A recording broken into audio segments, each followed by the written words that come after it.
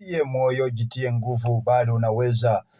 Bwana yungali pamoja na wewe na anaweza kusaidia katika vita vyako vyote. Maandiko yanasema hivi, kitabu kile cha Waefeso mlango ule wa 6 mstari ule wa 10, hatimaye mzidi kuwa hodari katika Bwana na katika uwezo wa nguvu zake. Mstari ule wa 18, kwa sala zote na maombi mkikesha kwa katika Roho Mtakatifu, katika jambo hilo mkidumu katika kuombea na hata wote watakatifu. Mstari wa 17, tena ipokeeni chapa ya wokovu ambao ni upanga wa Roho ambao utawalinda siku zote, nalo ni neno lake Mungu. Bwana alibariki neno lake majira haya ya asubuhi.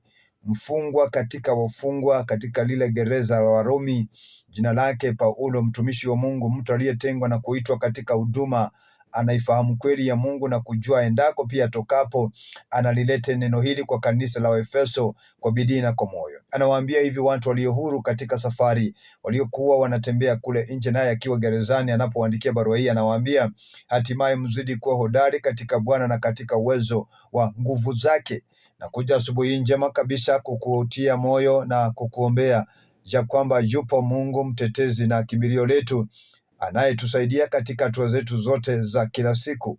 Ni jambo la kupendeza sana tena la kuinuliwa ya kwamba muwe hodari. Nasema tena katika nguvu za Mungu ya kwamba muwe hodari na watu wenye moyo mkuu katika safari. Hatimaye mzidi kuwa hodari katika Bwana na katika uwezo wa nguvu zake, ya kwamba katika safari kunaweza kuwa na changamoto ambazo zinaweza kuvunja moyo, kukufanya usiendelee na safari, zinaweza kufanya ukose kuwa na tumaini pia la kesho. Lakini katika neno la matumaini asubuhi njema kabisa, ya kwamba mzidi kuwa hodari na tena wenye moyo mkuu katika Bwana, mzidi kumtumainia Bwana katika hatua zenyu zote. Uhodari wa Bwana ukae ndani yenyu. Kuna nyakati zingine kweli changamoto zinaweza tokea, lakini zisikuvunje moyo. Salia mwaminifu kwa Mungu, salia kumtukuza Mungu, salia kumuinua Jehova, na katika habari za matumaini ya kwamba na mzidi kuwa hodari katika huduma wenyu, mzidi kuwa hodari katika kazi ya mikono yenyu, mzidi kuwa hodari katika biashara yenyu,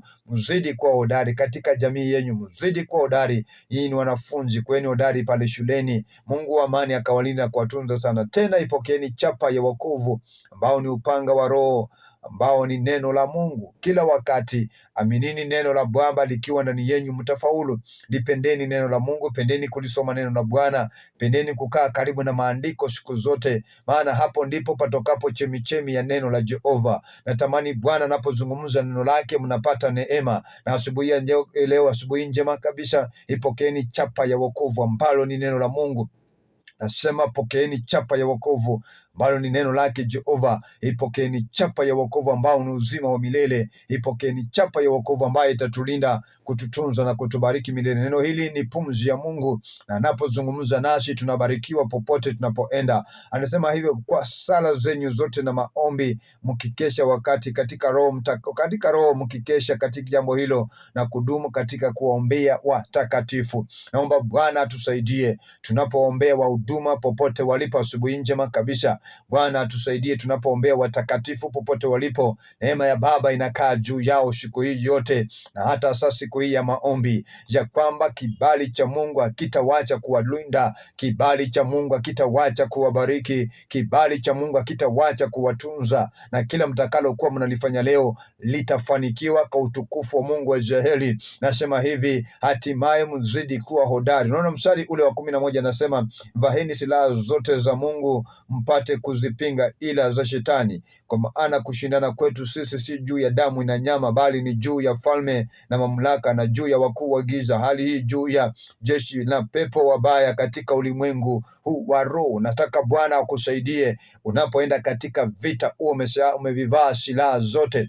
Yani unapoamka asubuhi njema kabisa, uwe tayari umevaa silaha za vita zitakazo kusaidia kupigana na kupiga adui katika safari zako zote. Nasema mzidi kuwa hodari mnapoziendea vita vilivyo mbele yenu. Muwe hodari katika huduma, unapoenda katika biashara yako. Bwana akusaidie, akupe silaha zote za kuweza kupinga maovu ya adui na vita vya giza katika jina la Yesu Kristo. Bwana akulinda, kutunza, kubariki na kutende mema kulingana na neno lake. Baba, katika jina la Yesu Kristo tumekutukuza Jehova kwa wakati huu mwema kabisa.